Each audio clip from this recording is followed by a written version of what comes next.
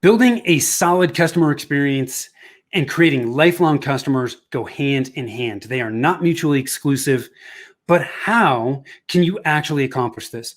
We're going to dig into this and a whole lot more with our special guest today.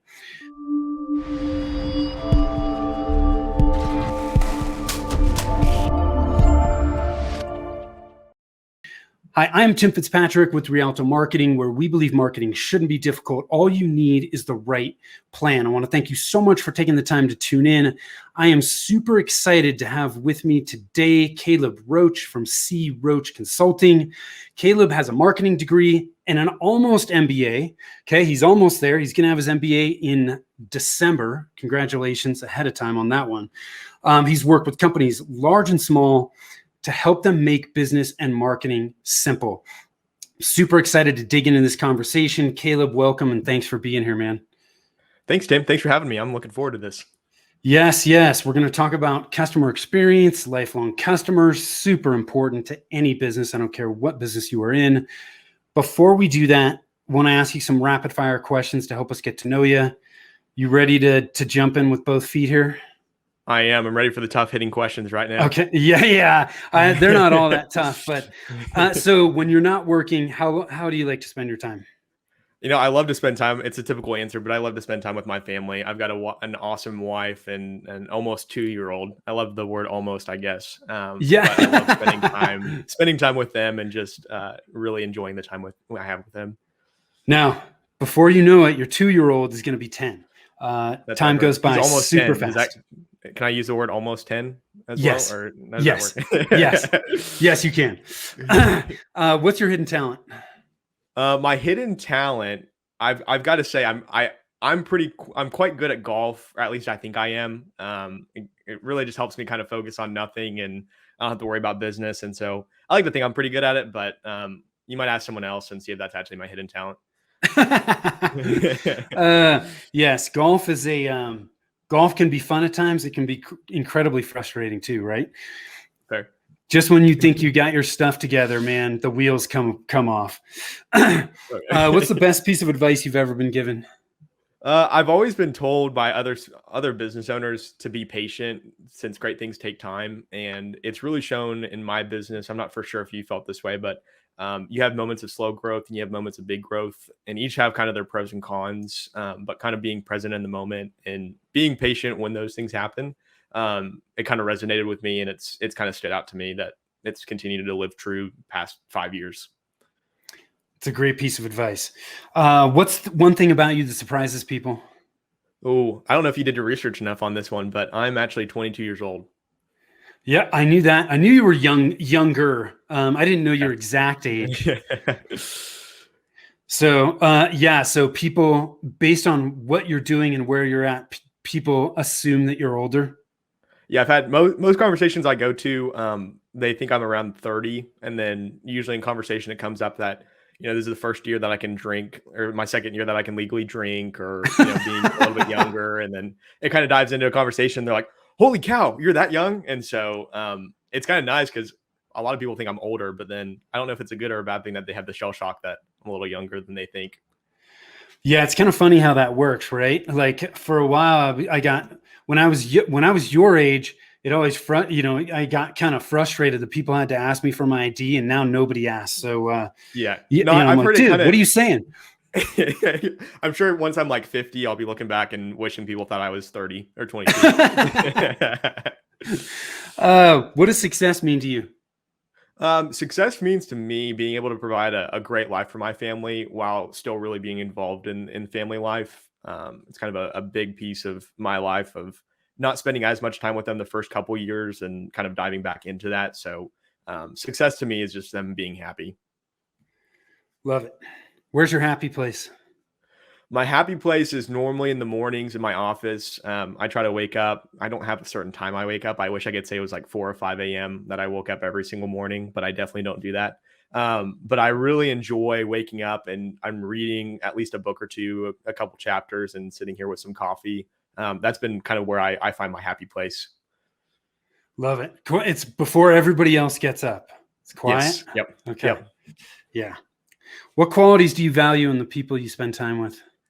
I really value people who are very transparent and that they usually value good and deep discussions. Not that every conversation I have with a friend has to be deep, but I really enjoy people being around people that I can talk to them about things and it's more of a real relationship instead of kind of a fake, like you can tell that they don't want to talk to you. So I really Yeah. value, you're kind of sitting there, you're like, okay, I don't, you're asking me these questions and you don't really don't care about what my answer is to this, but I'm just going to go ahead and say it. So I really value when people are actually like honest and they actually care about you. Yeah. So before we get into customer experience, lifelong customers, tell us a little bit more about your company, CRoche Consulting, and types of businesses you're working with. What type of work are you doing? Yeah, so we brand ourselves as a marketing consulting firm. So obviously we're kind of like the similar digital marketing agency where we can handle everything from website design to social media marketing to everything that you would include in marketing. But I think we're quite similar in this as well. We really focus on building strategies for our clients, and we're really looking to build out before they actually implement things what they actually understand and what they actually need. And so we kind of take a consultative approach. All of the people that work with us need some guidance at least of what they need to do. Whether we play kind of like you mentioned when we were discussing offline of like a coaching role and kind of saying, maybe you don't need our full set of services, but maybe you need some guidance. And then you have some of the people that really need everything. And so we kind of focus on, we don't have a specific niche. We've worked with everything from real estate agents to some bigger companies that are in kind of specialized niches. And so our biggest piece is just finding the people that crave kind of a marketing firm that can kind of help guide them through what they need and kind of do let's say a 360 audit of what they're doing, and kind of how they can improve upon that. So that's basically what we do. And one of our prides is, we're not perfect at it by any means, and we're still improving it. But as it relates to this discussion, we've really put a heavy focus over the past couple of years as we've built our agency on kind of improving our customer experience for our clients.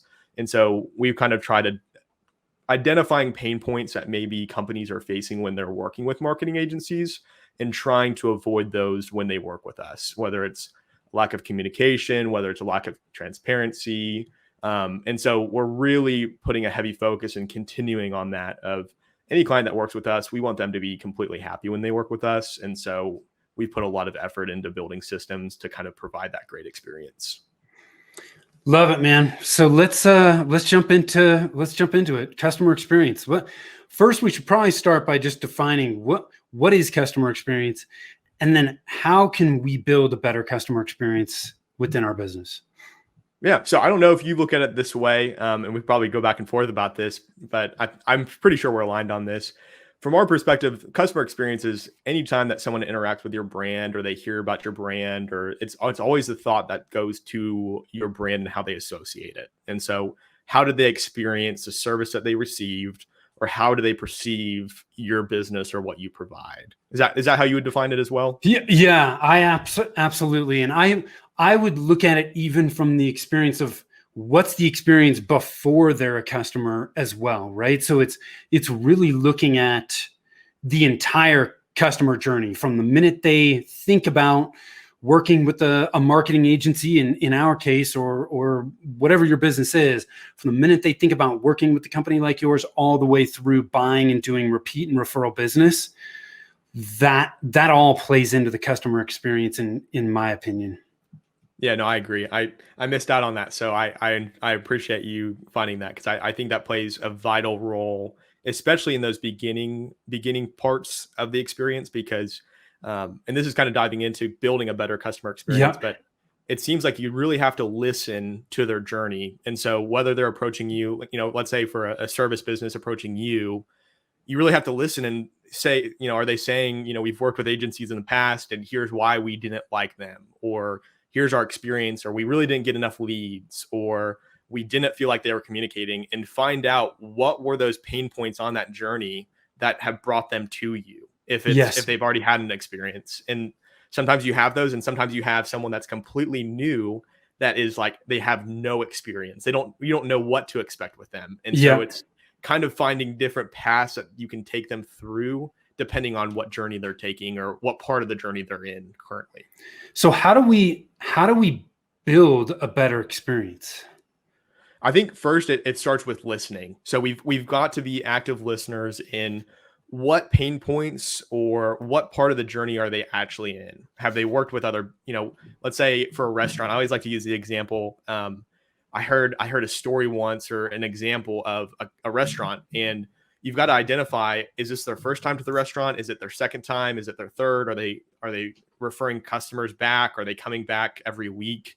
And identifying where they are in that process. And so for a restaurant, let's say it's their first visit, we've got to understand what is the big things that have brought them to that restaurant and what's their appeal. And so is it for the quality of the food? Is it for the experience? Is it for a new menu item? Maybe you have something that they don't have, and kind of identifying what brought them in and then listening to how that experience was. So if they came in for the menu, or let's say they came in for a new product and they really enjoy the product, asking them and saying, how was the product, learning that it was a great product and kind of building upon how they started and moving forward.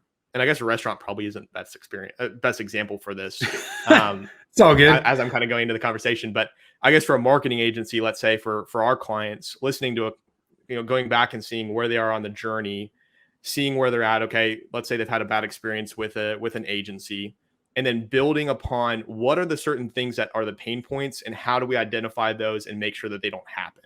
And so let's say lack of communication is a really big thing for them. We need to identify they want more communication. And so we need to hold ourselves accountable to sending them updates, making sure that they feel like they're being, we're calling them, we're texting them, we're keeping in contact.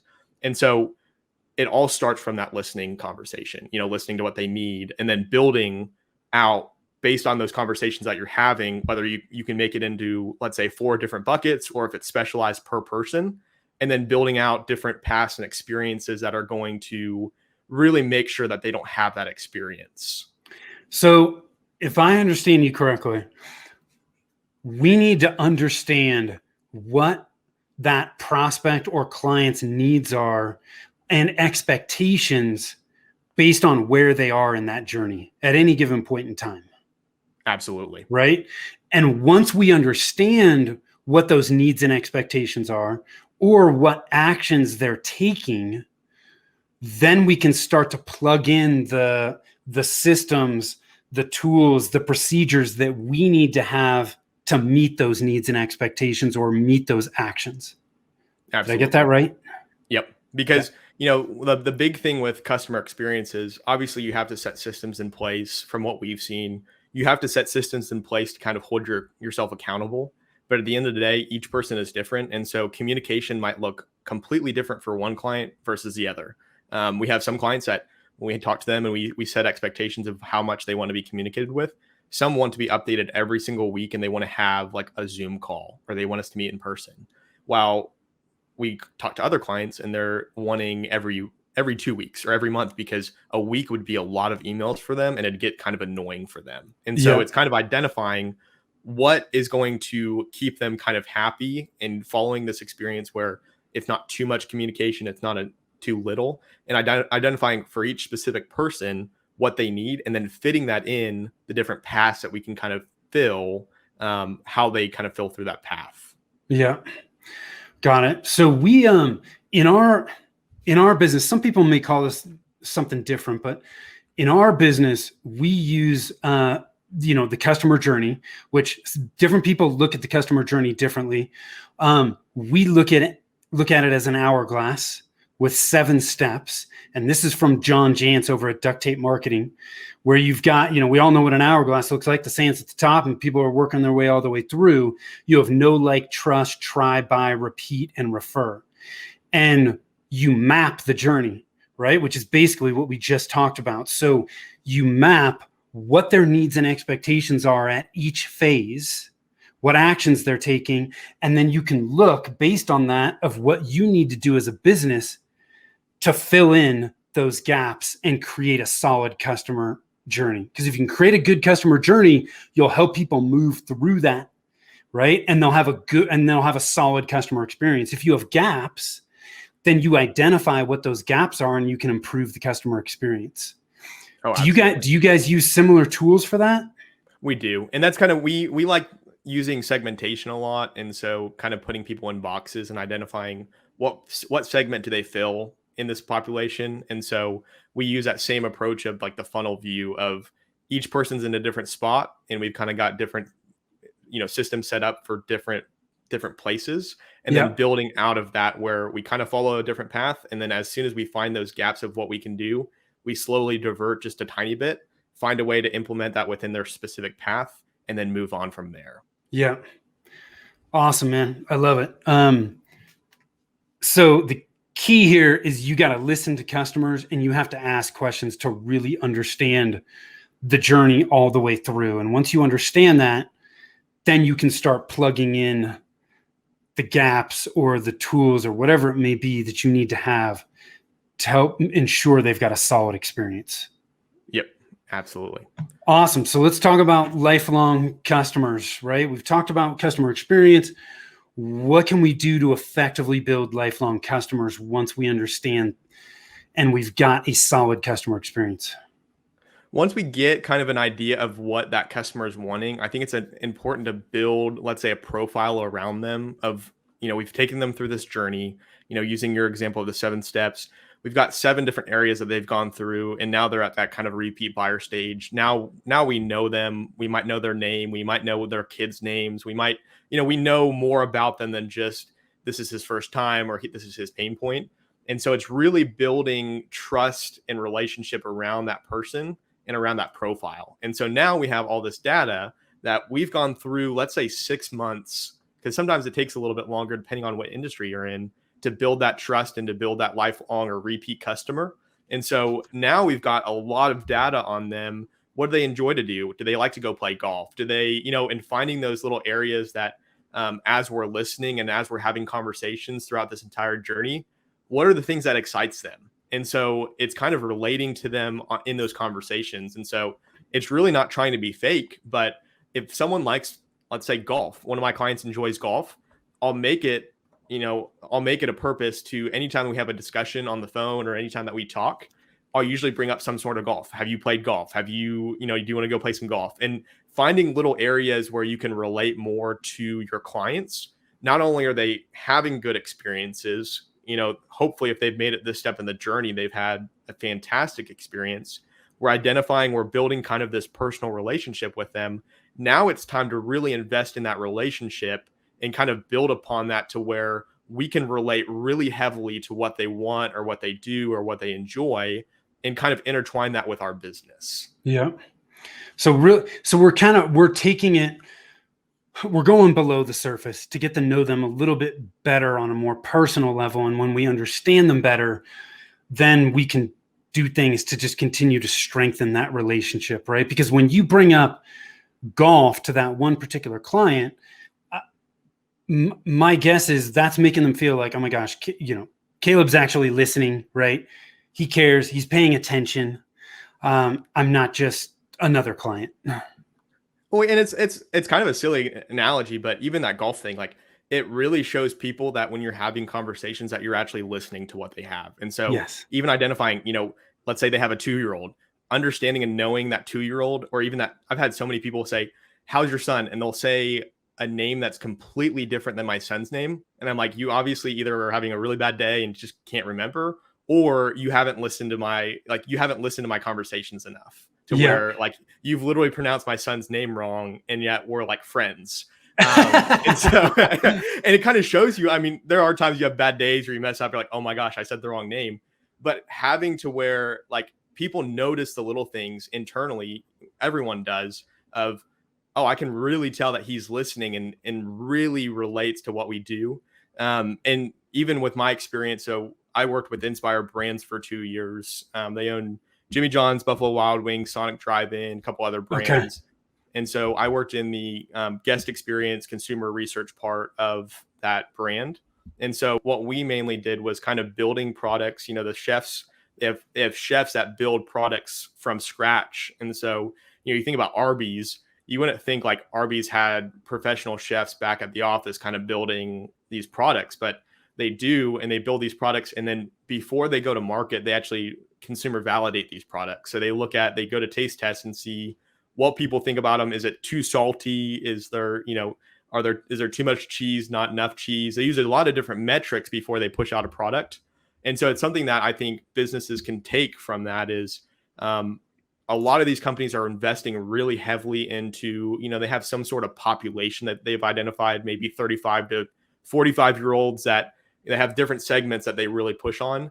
And they find people that look exactly like that and build these products around them to fit their ideal customer. And then what they do is they gather this data from them and they identify, is this a good fit or not? And so not that you can do that on the whole scale that probably they do as a small business, but it's kind of identifying what data is important, what things really matter to them, and how can I tailor this to where now anytime that they view me or they talk to me, it's this entire experience where we're a friend now. It's not just a business relationship. So they understand very clearly who their ideal clients are. And then they are building products around the needs, wants, desires of that particular ideal client. Exactly. Okay. Super important. If you didn't catch that, go rewind or whatever you need to do. Super important. They're not crafting their products in a vacuum. They are crafting them for a specific ideal client type, and they are making sure that those ideal clients actually like that before they then take it to market. Right. Well, So I think they already know that it's going to be a good product because they've already received the feedback. Well, and that's where, especially in our industries, it's easy to be wrapped around, let's say we send off a proposal to a client, and if we don't have our ideal client in mind, and let's say we send off a proposal for maybe a little bit higher than what this client is looking for, we're going to get nervous because we've sent off a proposal to someone that really doesn't fit our type. We've built packages and pricing around what our ideal client likes. And if we send it to them and they don't like that, we're not fitting within our ideal client. And so we're kind of just sending out these things. And so identifying exactly what people that you want, the ideal client, what that process looks like when you bring them in, and building products and services and experiences around that certain person is so important. This is a really great conversation, and I want to transition into something that you just touched on with your experience at Inspire, which is data, right? How can businesses use data to improve their marketing and their sales? And I'm going to preface this, and we can touch on this by saying that I think within marketing and sales, especially marketing, there is so much data that just it doesn't mean a whole lot. And data can be manipulated to make it look good, bad, indifferent. So tell me your thoughts on this. I mean, I agree with you. I think people get really caught up in statistics that really don't matter for their business. And I think there's a lot of different ways that people can spin the data to where, because you can look at a piece of data, and depending on how you view it, you could look at it as a very positive thing or a very negative thing. And so it's how you spin the data. A lot of people spin data in ways that they shouldn't. And so from an agency perspective, we could have what would be considered in our eyes a great campaign, really successful, really great click-through rates, a ton of impressions. But at the end of the day, if we're not driving customers to our clients, if we've had all this great data, but they haven't gotten a single client from the efforts that we've been doing, I would consider that probably a failed campaign or really not performing at where we want it to be. And so it's the same thing. We have this data. We could send them, hey, we've got a 35 cost per click, 35-cent cost per click, 1 million impressions. But if they haven't gotten a single customer or even some visibility from that, that's a fail on our part. And so there's different ways that you can really spin data that it's not important. And so I think the biggest piece that businesses can use data to improve their marketing and sales is they have to identify what their key metrics are that are success metrics. And so it's going to look probably different for different businesses, different industries, but identifying what are the key metrics that we really need to hone in on when we build out marketing. And so for a restaurant, let's say we're acquiring clients through some online marketing channels. Not only is it how many clients did we drive through the door, but what steps did we take as they're, attending that restaurant, how many of them are repeat customers? Because, we might have gotten people in the door and they might have gotten $10 from that, but how many of those people are actually lifelong customers that are worth $300, $10,000, $100,000? And so not only is it just driving people in the door, but then it's analyzing and seeing how many people came in that were like within our ideal client range. Yeah. And so I think it's very important to identify the data points or the certain key metrics that businesses need for their specific industry on what's going to help them succeed. So I want to throw 3 statistics out there, or 3 metrics that I think are super important, and get your feedback on this. But what I find is a lot of business owners, they're just not tracking. If they're not tracking much, if anything. And because of that, they're, oftentimes like somebody will come to us. I'm sure they've come to you and they're like, yeah, we were doing marketing, but we don't even know whether it's working or not. I think the easiest place for most businesses to start, and this is really, this is really specific towards, service-based businesses primarily, but you can still modify it for other businesses. But 1, how many leads are you generating? 2, where do those leads come from? What's the source of those leads? Were they a referral? Did it come from social media? Did it come from a speaking engagement? Wherever. I want to know that. And then I want to know how many of those leads converted to customers. If you have those 3 metrics, man, and you track them for a while, you will know, 1, what lead sources are working for you, and you'll know how many leads it takes for you to get a customer. Most businesses cannot tell you that, but when you know that, super powerful, because you know what channels are working. And if you say, hey, our goal is to get to X amount of revenue, well, you can work your way backwards and know exactly how many leads you need to generate. Oh, absolutely. And then it helps you inform too, as you're building out marketing, kind of plan for the future. What is our goal? What is our goal marketing budget? I think those you hit the nail on all 3 of those, because, you can identify, let's say a certain customer costs $25.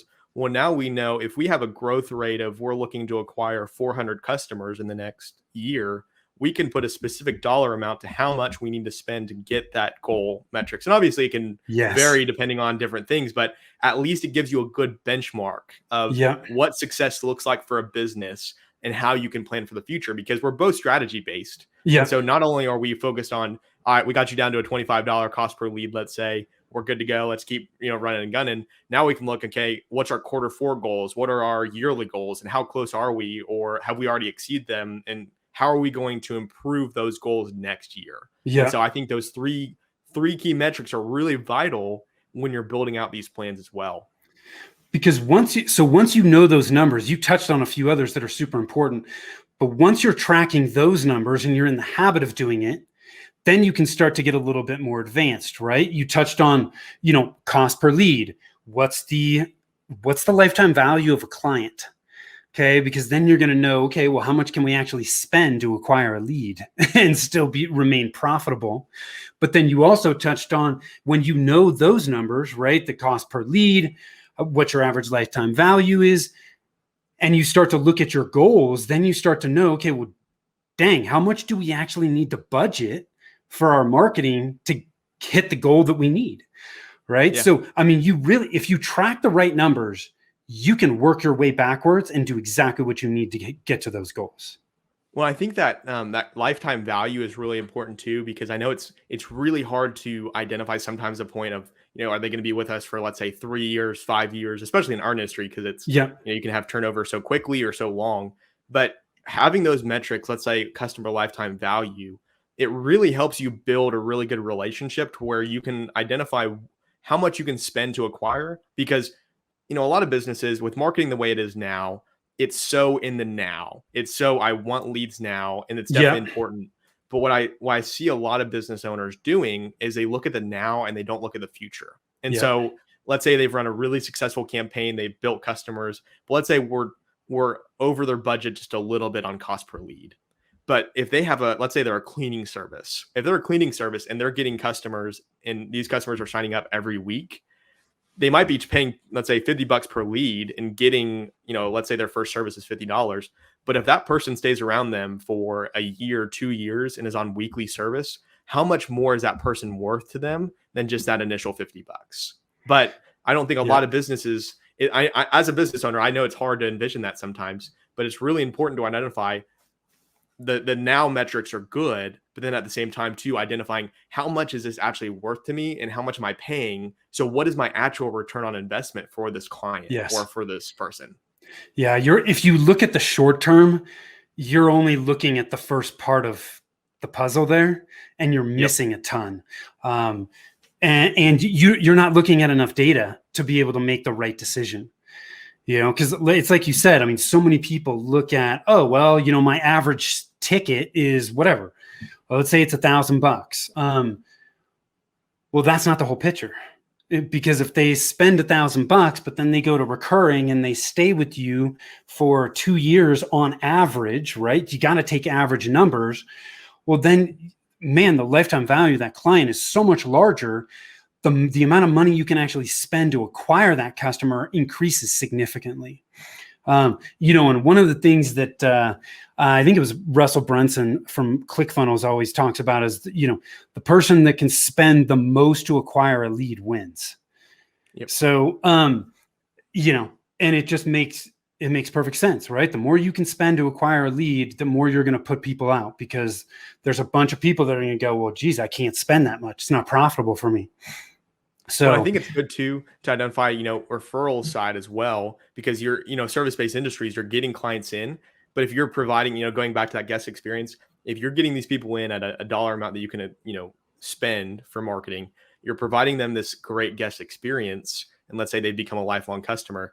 It's really good to dive into the data too. How many referrals are you getting from that person? Especially for our industry, we've seen a lot of people that they referred us 3 to 4 different clients, and that's pretty heavy on the revenue side for us. And so what can you do to reward those referrals as well? Because if I need to spend $250 and send a nice gift card or, a nice gift, some people would be, oh my gosh, that's $250 that you just lost. But for a referral that's worth, let's say, $10,000 a year. And so it's really important now. We've kind of identified guest experience is important, building lifelong customers, kind of getting that, identifying what is good data to use, and then building upon all that data we have to use that guest experience to build even more customers, to where you're spending the same amount, let's say, on marketing or increasing it slightly, but your leads are going to continue rising, because now you've got customers in the door that are giving you referrals while you're still acquiring clients off of online channels as well. So if we're tracking the right data, the right numbers, we can utilize that data to make more educated and better decisions that are going to help drive our business forward. Oh, absolutely. I like to use the term, it was a former boss of mine that had coined this term, and so I can't take credit for it, but it's data-driven, customer-focused analytics that are important to focus on. Okay, say that one more time. Data-driven, customer-focused analytics. Okay. So can you break that down a little bit? Yeah. So, I mean, it kind of relates to the whole customer experience and all of the lifetime value. And so identifying, looking at the data, we're driving decision-making off of data. And so we're looking into the data. What is the data telling us? But then, like we talked about, the data can sometimes lie. It can kind of give us a different perception of how we're performing. P&Ls, you can look at a P&L and you might feel good about it, but it looks completely different. And so identifying what data is, what the data is telling us, and then bringing the customer side on. And so maybe the data is telling us that we've spent a lot of money on customer acquisition, but what we haven't looked at is how many referrals we've received from those clients. And so we haven't actually attributed the extra 25 leads to the overall spend, which lowers our cost per lead if we look at it in the long run.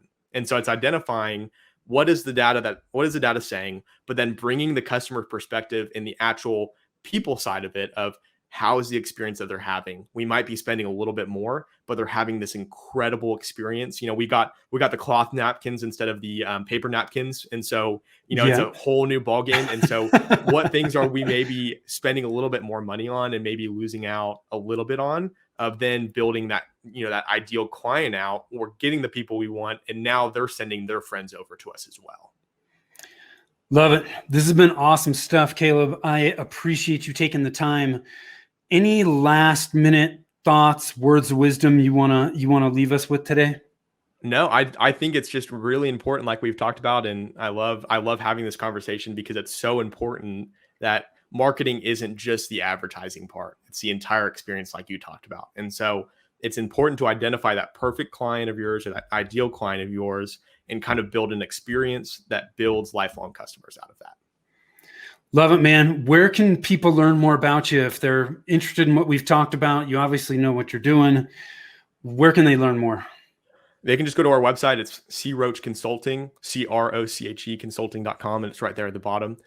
They can go on there. There's several resources. We've got some great blogs kind of breaking down a couple of different subjects. And if they want to book a call and kind of learn a little bit more about some ideal strategies that maybe they could implement in their business without a sales pitch, they can book a free 30-minute call on our website. Awesome. Love it. If you guys are interested, shoot on over there, CRocheConsulting.com. Caleb, thank you so much for taking the time to be with us today. Again, I am Tim Fitzpatrick with Rialto Marketing. If you are running into roadblocks with your marketing, you're spending money and things aren't working, or you're not sure what the next right tactic should be, hop on over to our website, rialtomarketing.com. That's RIALTO marketing.com. Click on the Get a Free Consult button. We'll give you a ton of value in that call, and you will walk away with some clarity on where you need to focus right now. Thanks so much for tuning in. Until next time, take care.